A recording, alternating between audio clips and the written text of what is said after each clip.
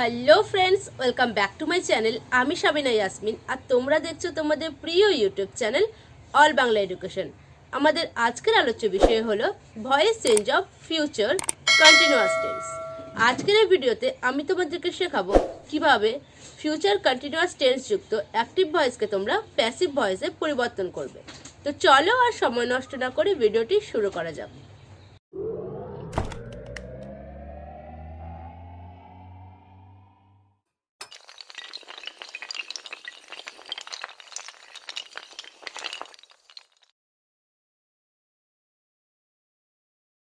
Voice change of future continuous tense অর্থাৎ future continuous টেন্সের বাচ্য পরিবর্তন।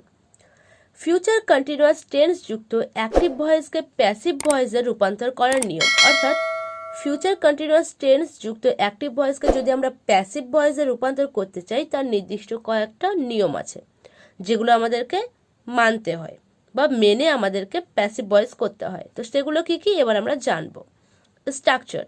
স্ট্রাকচার কথার অর্থ হলো গঠন। তো গঠনটা কি হবে? অবজেক্ট এর সাবজেক্ট অর্থাৎ অ্যাক্টিভ ভয়েসের অবজেক্ট প্যাসিভ ভয়েসের সাবজেক্ট হয়। তারপর আমাদের কি করতে হবে? শ্যাল বি বিং বা উইল বি বিং এর মধ্যে যে কোনো একটা বসাতে হয়। তারপরে ভার্বের পাস্ট পার্টিসিপাল ফর্ম বসাতে হয় অর্থাৎ অ্যাক্টিভ ভয়েসে যে ভার্বটা থাকবে প্যাসিভ ভয়েসে সেই ভার্বের পাস্ট পার্টিসিপাল ফর্ম বসাতে হয়। তারপর একটা বাই বসাতে হয়। তারপরে সাবজেক্টের অবজেক্ট বসাতে হয় অর্থাৎ অ্যাক্টিভ ভয়েসে যেটা সাবজেক্ট থাকবে প্যাসিভ ভয়েসে সেটাকে অবজেক্ট করতে হয়। আশা করি এই পর্যন্ত তোমাদের বুঝতে অসুবিধা হয়নি। আর যদি বুঝতে অসুবিধাও হয়ে থাকে তাহলে এবার আমি এক্সাম্পল দিয়ে তোমাদেরকে আরও স্পষ্টভাবে বুঝিয়ে দেবো ব্যাপারটা। তো চলো এক্সাম্পলগুলো দেখে নেওয়া যাক। He will be eating rice. Passive voice করলে কি হবে? Rice will be being eaten by him. এখানে রাইস সাবজেক্ট হয়েছে কারণ আমরা জানি যে অ্যাক্টিভ ভয়েসের অবজেক্ট প্যাসিভ ভয়েসের সাবজেক্ট হয়। তো অ্যাক্টিভ ভয়েসের অবজেক্ট কি ছিল? রাইস। তো অ্যাক্টিভ ভয়েসের অবজেক্ট যেহেতু রাইস তো সেটাকে আমরা প্যাসিভ ভয়েসে সাবজেক্ট করলাম, তো রাইস হলো সাবজেক্ট। তারপর আমরা জানি যে শ্যাল বি বিং বা উইল বি বিং এর মধ্যে যে কোনো একটা বসাতে হয়। তো রাইসের পরে শ্যাল বি বিং বসে না অর্থাৎ উইল বি বিং বসে, তো আমরা উইল বি বিং বসালাম। তারপরে ভার্বের পোস্ট পার্টিসিপাল ফর্ম বসাতে হয়। তো অ্যাক্টিভ ভয়েসের ভার্ব কি ছিল? ইট। তো এর পোস্ট পার্টিসিপাল ফর্ম হলো ইটেন, তো আমরা ইটেন বসালাম। তারপরে একটা বাই বসাতে হয়, সো আমরা বাই বসালাম। তারপরে অ্যাক্টিভ ভয়েসের সাবজেক্ট প্যাসিভ ভয়েসের অবজেক্ট হয়। তো অ্যাক্টিভ ভয়েসের সাবজেক্ট কি ছিল? হি। প্যাসিভ ভয়েসে সেটা অবজেক্ট হবে, তো আমরা অবজেক্ট হিসেবে বসালাম হলো হিম। তাহলে কি দাঁড়ালো? He will be eating rice. Passive voice করলে হবে rice will be being eaten by him. ঠিক একইভাবে example number 2, they will be playing football. Passive voice করলে কি হবে? Football will be being played by them. কারণ আমরা জানি যে অ্যাক্টিভ ভয়েসের অবজেক্ট প্যাসিভ ভয়েসের সাবজেক্ট হয়। তো অ্যাক্টিভ ভয়েসের অবজেক্ট কি ছিল? ফুটবল। তো প্যাসিভ ভয়েসে সেটাকে আমরা সাবজেক্ট করলাম, তো ফুটবল হলো সাবজেক্ট। তারপরে শ্যাল বি বিং বা উইল বি বিং এর মধ্যে যে কোনো একটা বসে, তো আমরা এখানে উইল বি বিং বসালাম কারণ ফুটবলের পরে কখনো শ্যাল বি বিং বসে না, উইল বি বিং বসে। তো উইল বি বিং আমরা বসালাম। তারপর আমরা জানি যে ভার্বের পাস্ট পার্টিসিপাল ফর্ম বসাতে হয়। তো প্লের পাস্ট পার্টিসিপাল ফর্ম হলো প্লেইড, তো আমরা প্লেইড বসালাম। তারপর একটা বাই বসাতে হয়, সো আমরা বাই বসালাম। তারপরে অ্যাক্টিভ ভয়েসের যে সাবজেক্টটা থাকে প্যাসিভ ভয়েসে সেটা অবজেক্ট হয়। তো অ্যাক্টিভ ভয়েসের সাবজেক্ট কি ছিল? দে। তো প্যাসিভ ভয়েসে সেটা অবজেক্ট হবে হলো দেম। তাহলে কি দাঁড়ালো? খুবই simple, they will be playing football.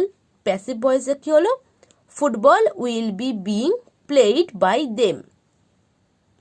Example number 3 কি আছে? He will be updating the Facebook status. Passive voice করলে কি হবে? The Facebook status will be being updated by him. এখানে কি হলো? অ্যাক্টিভ ভয়েসের অবজেক্ট প্যাসিভ ভয়েসের সাবজেক্ট হলো, যেটা আমরা জানি যে অ্যাক্টিভ ভয়েসের অবজেক্ট প্যাসিভ ভয়েসের সাবজেক্ট হয়। তো অ্যাক্টিভ ভয়েসের অবজেক্ট কি ছিল? The Facebook status. তো প্যাসিভ ভয়েসে সেটা সাবজেক্ট হলো। তো কি হলো? The Facebook status. তারপর শ্যাল বি বিং বা উইল বি বিং এর মধ্যে যে কোনো একটা বসে, তো দ্য ফেসবুক স্ট্যাটাসের পর উইল বি বিং বসাতে আমরা উইল বি বিং বসালাম। তারপর আমরা জানি যে ভার্বের পাস্ট পার্টিসিপাল ফর্ম বসে, তো অ্যাক্টিভ ভয়েসে কী ছিল? আপডেট। তো এর পাস্ট পার্টিসিপাল ফর্ম হলো আপডেটেড, তো আমরা আপডেটেড বসালাম। তারপর একটা বাই বসাতে হয়, সো আমরা বাই বসালাম। তারপর আমরা জানি যে অ্যাক্টিভ ভয়েসের সাবজেক্ট প্যাসিভ ভয়েসের অবজেক্ট হয়। তো অ্যাক্টিভ ভয়েসের সাবজেক্ট কী ছিল? হি। তো প্যাসিভ ভয়েসের সেটা অবজেক্ট হলো হিম। তাহলে কী দাঁড়ালো? খুবই easy. He will be updating the Facebook status, এর প্যাসিভ ভয়েস হবে the Facebook status will be being updated by him. তারপর কি আছে? The passengers will not be eating the rice. Passive voice করলে কি হবে?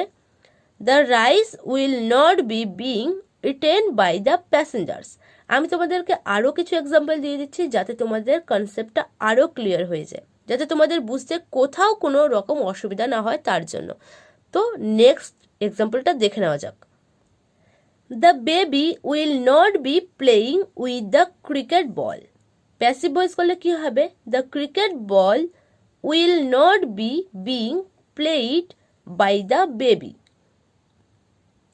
The pilots will not be flying the jets. তো passive voice করলে কি হবে? The jets will not be being flown by the pilots. We shall be playing the cards. Passive voice করলে কি হবে? খুবই easy. The cards shall be being played by us. সম্পূর্ণ ভিডিওটি দেখার জন্য অসংখ্য ধন্যবাদ। যদি তোমাদের ভিডিওটি ভালো লেগে থাকে একটা লাইক করে দিও, কমেন্ট করে আমাকে জানাও তোমাদের ভিডিওটি কেমন লাগলো। আর হ্যাঁ, চ্যানেলে নতুন এসে থাকলে চ্যানেলটি সাবস্ক্রাইব করে পাশে থাকা বেল আইকনটি প্রেস করে দিও, যাতে করে চ্যানেলে আসা লেটেস্ট ভিডিওগুলি নোটিফিকেশন ইউটিউব সবার আগে তোমাদের কাছে পৌঁছে দিতে পারে। Thank you.